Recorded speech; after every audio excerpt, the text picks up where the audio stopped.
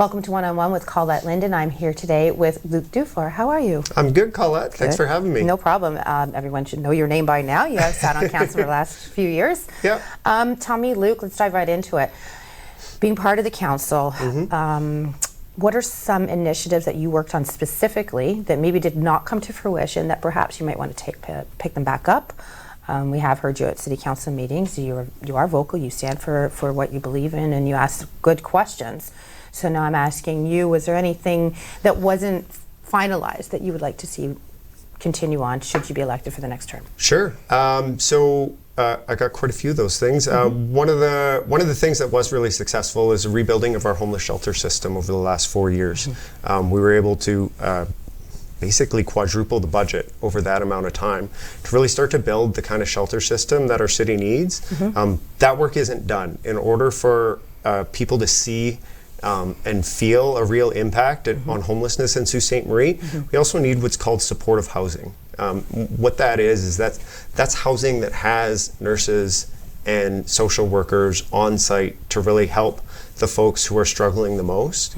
That's something that we haven't successfully had a lot of in Sault Ste. Marie. We are further behind than other communities on some of those funding envelopes. A lot of that funding for the healthcare and the social workers comes from provincial funds. And so that for me is one of my really big ticket items for the next 4 years. It's something that I believe the city needs to invest in, and it's something that I hope the province and the federal government will join us in investing in as well, because it's what we know works. You simply can't just give some of these folks a place to live. It's a lot more complicated than that. They need a lot of those soft supports, someone who's there every day. So that's my number one priority for the next term. Some of the other things that I have worked on that haven't come to fruition yet would be a lot of things around the planning. The official plan at the city. I've passed a few resolutions now talking about community improvement plans, talking about redevelopment plans, and as of right zoning. So allowing denser units to be built on single family lots. And so I think we'll see a lot of those reports come back as probably in the next 6 months. And amending the official plan to make development more dense and more affordable is also a significant priority for me coming up in the next term. One thing I do want to commend you on, I was at one of your meetings in August, your special meeting before when you were passing the allocation of funds for the mill market. You made a comment that stuck out to my head that, Sault Ste. Marie isn't there yet. We want to get there. Let's get there. We've been talking about, let's do it. Let's push our community to where it needs to be. Tell me a little bit more about that. You really seem passionate about elevating our city to that next level. Absolutely. I think that when I look around Northern Ontario and kind of other municipalities of a comparable size, I'm seeing a lot of cities that are putting a significant financial foot forward in order to show significant public investment in their infrastructure, and our downtown is for me that premier example. There's certain things that municipal governments have to lead on, and I think that over the course of this past 4 years, we've seen the beginnings of that get started. I look at something like the Bay Street renovation.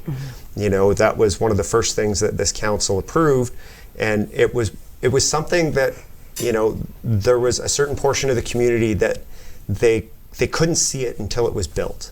You know what I mean? So when people proposed taking out 2 lanes, it felt like something was being taken away. But now that people see it, I think it's something that has a very widespread community support because it's really nice. Yes. And it's so we need to normalize making those kinds of investments. I look at Sudbury, and in the last year, Sudbury took out more long-term debt than Sault Ste. Marie's ever had, in order to advance some marquee projects. We're talking about hundreds of millions of dollars.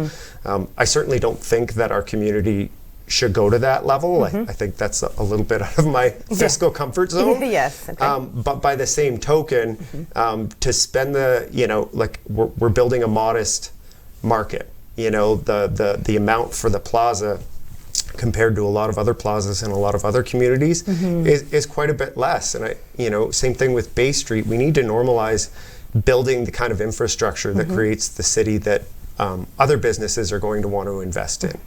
And what I've spent a lot of time telling folks is that we can't expect the private sector to want to invest in our city if the city's not willing to invest in itself. Okay, yeah, sometimes you have to make money, spend money to make money, for the marketing rule anyway. That's how businesses work. Yeah, that's true.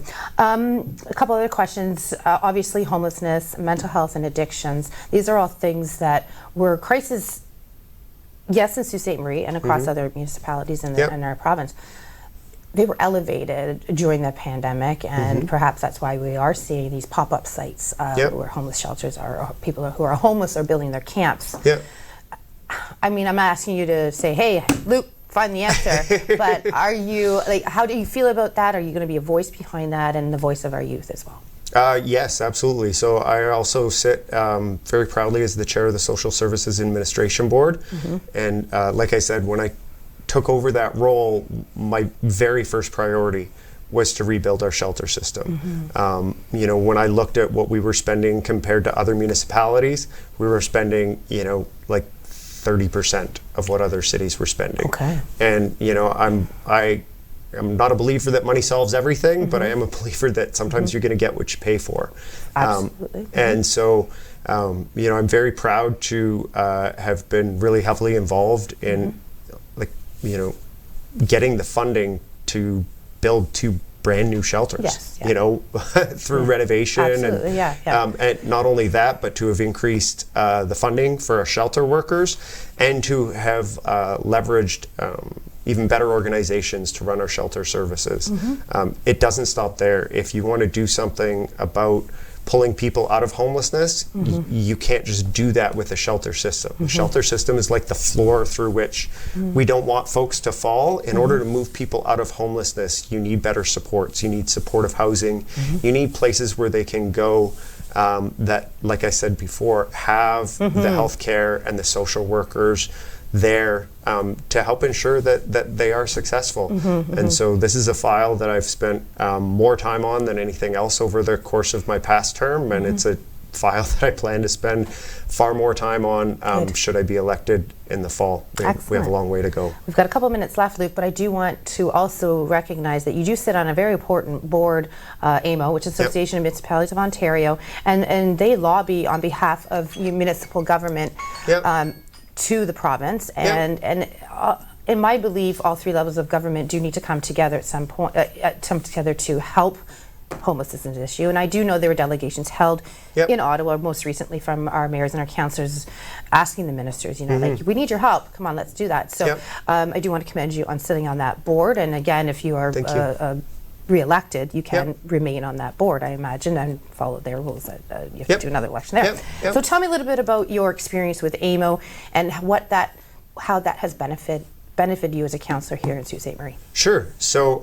I am newly elected to the AMO board, but I have participated in many of these delegations over the course of my term. I found it really helpful to be able to sit face to face with ministers and their staff to really give Sault Ste. Marie's perspective on a lot of these issues. The way that our community is affected is different than the way that Southern Ontario communities are affected. Couldn't have said it better myself. Well, and homelessness is actually like a perfect example why. A lot of other communities that maybe had more chronic homelessness historically, they have a more highly developed ecosystem of nonprofits and service providers and supportive housing units. They have all of these things already in place, whereas because Sault Ste. Marie didn't have that same visibility until the pandemic, we just simply don't have that same level of infrastructure here. We only have like 10 supportive units for mental health in Sault Ste. Marie, and that's just it's quite simply not enough. But in order to grow that part of our city, it's like anything else. You got to grow from the ground up. You got to grow healthier nonprofits that have boards, that have policies, you know, that are acting as a pipeline for training more staff. And so that's a process that I think I will be able to use my AMO experience to help drive. Absolutely, because AMO's done a lot of really good work, especially in the last year, of producing policy papers that are helping to guide the province's decisions on what gets funded, and supportive housing and a more integrated approach to mental health and addictions is a huge part of that. Right. And there is FNOM, which is the Federation of Northern Ontario Municipalities Association, which is great that we have our own Northern, but you know, to have someone from Northern Ontario to sit on AMO is quite a big deal, and I just wanted to make that aware to our viewers today. So thanks for doing that. Before we end, is there anything you'd like to say to your ward or your constituents or the city of Sault Ste. Marie? Just that it's been a real honor to serve the last 4 years. Myself and my partner, we have 2 young kids here in Sault Ste. Marie. They form a big part of why I do this, because I just really want them to have a nice city to grow up in. And that you know, I've invested here. This is where I work. This is where I am, and I want to be a big part of continuing to build our city over the next 4 years. Well, thank you for having our voice locally and provincially as well, part of AMO. Absolutely. That's all the time we have today for a one-on-one with Colette Linden. We'll see you tomorrow.